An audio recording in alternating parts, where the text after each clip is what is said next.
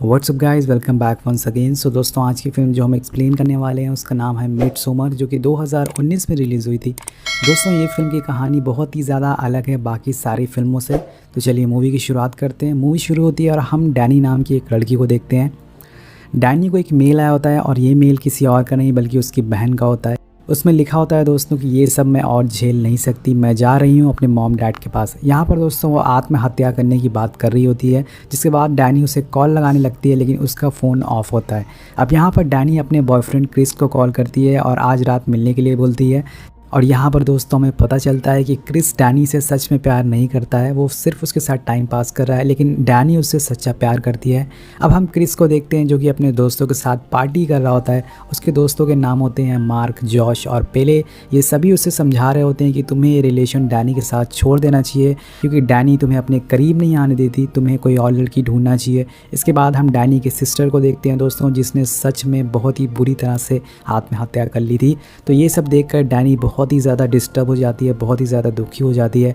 अब क्रिस उसको थोड़ा रिलैक्स करवाने के लिए एक पार्टी में ले जाता है। यहाँ पर दोस्तों क्रिस का दोस्त जो कि पहले होता है वो सभी को एक स्वीडिश समर फेस्टिवल में इनवाइट करता है। यहाँ पर दोस्तों आपको बताना चाहूँगा कि ये फेस्टिवल पेले के कबीले में था, जहाँ पर सभी लोग एक अलग कम्युनिटी बनाकर रहते थे। पेले बताता है कि ये फेस्टिवल इसलिए ख़ास है क्योंकि 90 साल में सिर्फ ये एक बार आता है और सभी प्लान बनाते हैं वहाँ जाने के लिए। पहले तो डैनी मना कर दी है लेकिन बाद में पेले के मनाने पर वो वहाँ पर चली जाती है। तो फाइनली ये लोग फेस्टिवल के लिए निकल जाते हैं और उसके बाद ये सभी लोग बहुत ही हरियाली वाले गांव में पहुंच जाते हैं और जो कि देखने में बहुत ही ज़्यादा खूबसूरत होता है। यहाँ इनको एक बंदा मिलता है जिसका नाम इंगमार होता है। इंगमार दोस्तों पेले का भाई होता है। यहाँ पर हम देखते हैं कि इंगमार भी एक कपल को लेके आया था जो कि उसके दोस्त होते हैं। इंगमार इन सभी लोगों को एक ड्रिंक देता है पीने के लिए। ये एक मधोशी वाला ड्रिंक होता है, इसके प्रति सभी लोग मधोश हो जाते हैं। और उसके बाद ये सभी लोग टाइम देखते हैं जो कि रात के 9 बज रहे होते हैं, लेकिन यहाँ पर हम देखते हैं कि 9 बजते हुए भी यहाँ पर सूरज निकला होता है। मतलब यहाँ पर टाइम के साथ भी मैनिपुलेट किया गया है, छेड़छाड़ की गई है। और उसके बाद डैनी वॉशरूम यूज़ करने के लिए जाती है, तभी उसे पीछे कुछ दिखता है, जिसके बाद वो भाग कर बाहर जाती है और बाहर गिर कर बेहोश हो जाती है। जब उसकी आँख खुलती है तो वो देखती है कि एक दिन बीत चुका है। जी हाँ दोस्तों, मतलब इस जगह पर कुछ ही घंटों की बस रात होती है। तो ये सभी लोग फाइनली विलेज पहुँच जाते हैं। वहाँ पहुँचते ही इन्हें एक बहुत ही बड़ा सन शेप का गेट मिलता है। तो सो गाइज, ये जगह बहुत ही ज़्यादा शांत और नेचर से भरी होती है। मतलब ये सभी लोग आधुनिक चीज़ यूज़ नहीं करते हैं। और उसके बाद एक बूढ़ी लेडी स्टेज पर खड़ी होती है और बोलती है कि होरगा में आपका स्वागत है। इनके गांव का नाम होरगा होता है दोस्तों। सो इनके गांव का नाम होरगा होता है। यहाँ हमें पता चलता है कि ये फेस्टिवल 90 साल में एक बार आता है और ये लोग इसे बहुत ही धूमधाम से मनाते हैं। इसके बाद इन सभी लोगों की खातिरदारी की जाती है और इन्हें लंच करवाया जाता है। और लंच के बाद यहाँ कुछ लड़कियाँ हाथ पकड़कर डांस करने लगती हैं और इनमें से एक लड़की क्रिस को देखकर स्माइल करती है और अपने पैर से उसको टच भी करती है। इसका मतलब वो क्रिस को लाइक करने लगी है और हमारे क्रिस भैया भी यहाँ पर पिघल जाते हैं, उन लड़कियों के साथ डांस करना चालू कर देते हैं। अब पेले दोस्तों इन सभी को टूर कराने लगता है और डैनी एक वॉल को देखती है जहाँ पर बहुत सारी लड़कियों की फ़ोटोज़ होती है जिनके सर पे एक ताज रखा होता है और जिसके बारे में वो उससे पूछती है। तो पेले उसे बताता है कि ये सभी त्यौहार की रानियां हैं। हर फेस्टिवल में एक डांस कंपटीशन होता है और जो उसे जीतता है उसे रानी का ताज मिलता है। अब अगले दिन दोस्तों यहाँ एक बहुत ही अजीब चीज़ होती है जिसे देखकर आप पूरी तरह से शॉक हो जाएंगे। यहाँ पर एक बूढ़े कपल को हम देखते हैं। इन्हें अलग तरह के कपड़े पहनाए गए थे, ऐसा लग रहा था कि इन्हें किसी चीज़ के लिए चूज़ किया गया है। अब इन बूढ़े कपल को एक चेयर पर बैठाया जाता है और लेकर पहाड़ की चोटी पर जाया जाता है। नीचे एक लेडी एक किताब पढ़ रही होती है, ऐसा लग रहा था कि वो किसी तरह का रिचुअल कर रही है। और इसके बाद दोनों बूढ़े कपल अपने हाथ काटते हैं और अपने ब्लड से एक साइन पर खून लगा देते हैं। उसके बाद वो दोनों कपल ऊपर से सीधा नीचे कूद जाते हैं, जिसमें लेडी की तो मौत हो जाती है लेकिन जो आदमी होता है उसका पैर टूट जाता है और वो ज़िंदा बच जाता है। वो बूढ़ा आदमी बहुत ही ज़्यादा दर्द में होता है और ज़ोर ज़ोर से चिल्लाता है, जिसकी चीख सुनकर सभी लोग उसी की तरह चिल्लाना चालू कर देते हैं। ये काफ़ी अजीब सीन है। इसके बाद जो होने वाला था दोस्तों वो आप देखकर और ज़्यादा चौंक जाएंगे। एक लड़की को बड़ा सा हैमर दिया जाता है, हथौड़ा दिया जाता है, जिससे कि वो उसके सर को कुचल देती है। और उसके बाद दूसरी लड़की भी सेम ऐसे ही करती है, जिससे कि उस बूढ़े आदमी की मौत हो जाती है। ये सभी चीज़ें देखकर डैनी और उसके दोस्त पूरी तरह से डर जाते हैं और इनको भी हमारी तरह समझ नहीं आता है कि ये सारी चीज़ें क्या हो रही है, इन लोगों ने ऐसा क्यों किया। और इनमें से एक कपल होते हैं जिनका नाम साइमन और कोनी होता है। ये सारी चीज़ देखकर वो सबसे ज़्यादा डर जाते हैं, जिसके बाद इन कबीले के लीडर उनको रोकती है और बताती है कि दोनों बूढ़े लोगों का जीवन साइकिल पूरा हो गया था, जो कि 72 साल का था, 72 साल का था। इसलिए इन लोगों ने अपनी जान दे दी। वो बताती है कि हम जीवन को एक चक्र की तरह देखते हैं, बूढ़े होने पर दर्द और डर से मरने के बजाय हम खुद ही मरना पसंद करते हैं। बताती है कि इससे आत्मा शुद्ध होती है और मैं भी सेम ऐसा ही करूँगी जब मेरा समय आएगा। लेकिन यहाँ पर साइमन और कोनी उनकी कोई बात नहीं मानते और यहाँ से जाने का डिसाइड करते हैं। जब कोनी बैग पैक करके रेडी होती है तो वो साइमन को ढूंढना चालू करती है और उससे साइमन नहीं मिलता है। उसके बाद वो एक बूढ़े आदमी से पूछती है, जिसके बाद वो आदमी उसे बताता है कि साइमन पहले ही ट्रेन स्टेशन पर जा चुका है। कोनी बोलती है कि वो मेरे बिना ऐसे कैसे जा सकता है। फिर बूढ़ा आदमी उसे बेवकूफ़ बनाना चालू कर देता है। वो बोलता है कि ट्रक में सिर्फ एक ही आदमी की जगह थी, इसलिए साइमन अकेले ही चला गया।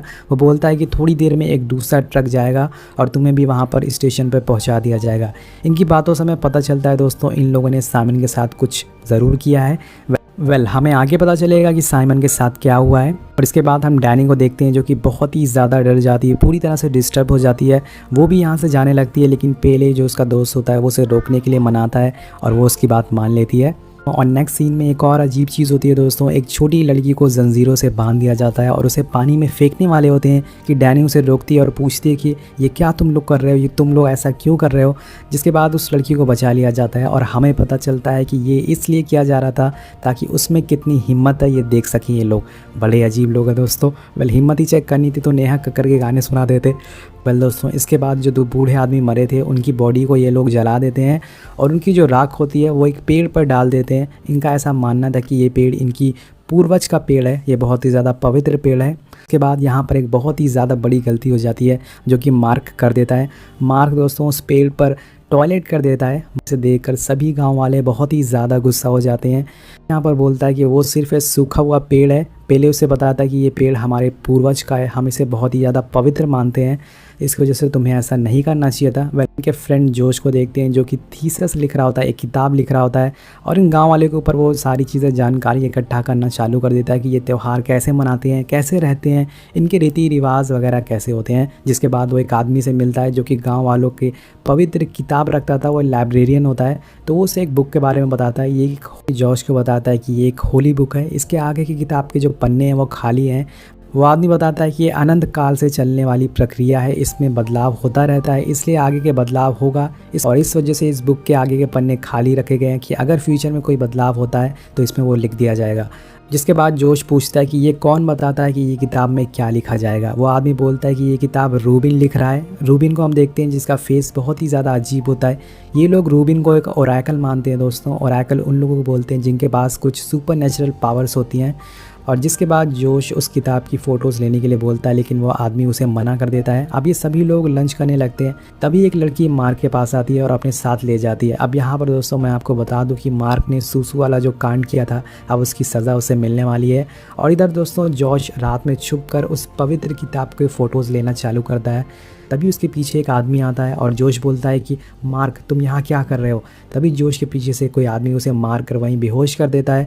और दूसरी तरफ हम जब मार्क का चेहरा देखते हैं तो वो मार्क नहीं बल्कि कोई और आदमी होता है जिसने मार्क की फेस की स्किन लगाई थी। मतलब इन लोगों ने मार्क को भी मार दिया है। दोस्तों यहाँ पर हमें पता चलता है कि सूसू हमेशा टॉयलेट में करना चाहिए, खुली जगह पर नहीं करना चाहिए, नहीं तो ऐसा अंजाम हो सकता है।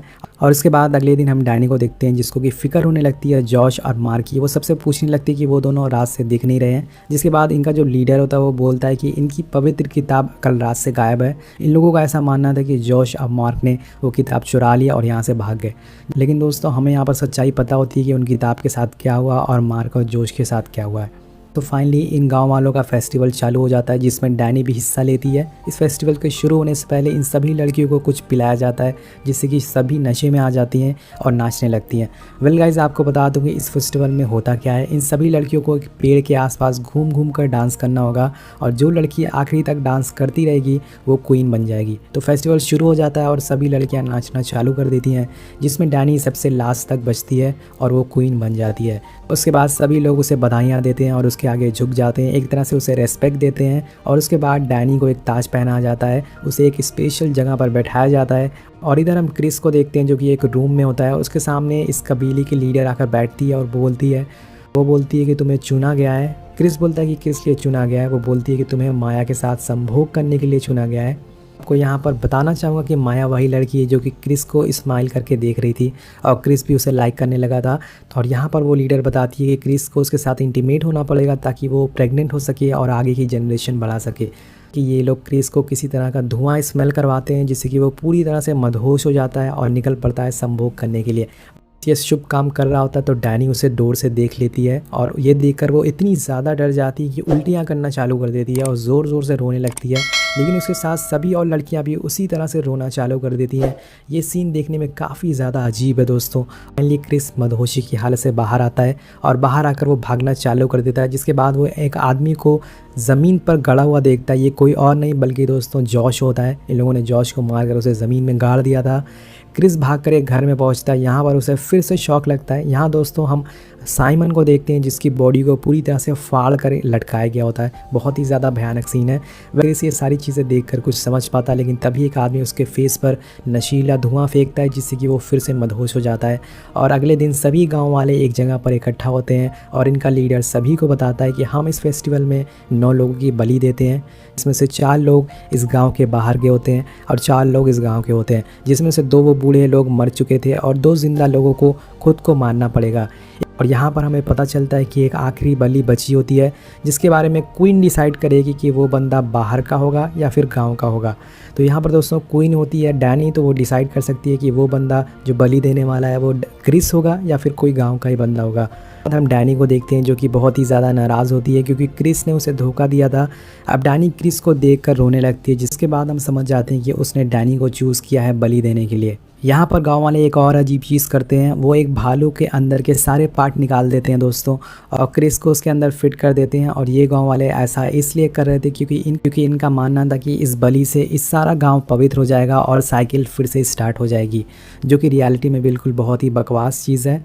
वेल दोस्तों, ये लोग अब क्रिस के साथ मार्क और जोश और 2 और जिंदा लोगों को एक टेंपल में रखते हैं और इस टेंपल को आग लगा देते हैं। अब जैसे जैसे वो लोग जलते हैं, गांव वाले भी उनके दर्द को फील करते हैं और ज़ोर ज़ोर से चिल्लाने लगते हैं। यहाँ पर हम देखते हैं कि डैनी भी सेम ऐसे ही रोने लगती है चिल्ला चिल्ला कर। लेकिन हम लास्ट में डैनी को देखते हैं जिसके चेहरे पर स्माइल होती है। वेल गाइज, इस स्माइल का क्या मतलब है मुझे तो नहीं पता। अगर आपको पता है तो नीचे कमेंट करके ज़रूर बताइएगा। इस फिल्म की IMDb रेटिंग है 7.1। इसका टोटल बजट था $9 मिलियन और इस फिल्म ने कमाई करी थी $47 मिलियन की। आपको मूवी कैसी लगी नीचे कमेंट करके ज़रूर बताइएगा और चैनल को सब्सक्राइब ज़रूर करिएगा। हमें इंस्टाग्राम पर भी आप फॉलो कर सकते हैं। वेल, मिलते हैं आपसे अगली वीडियो में। Thank you so much watching. Peace out.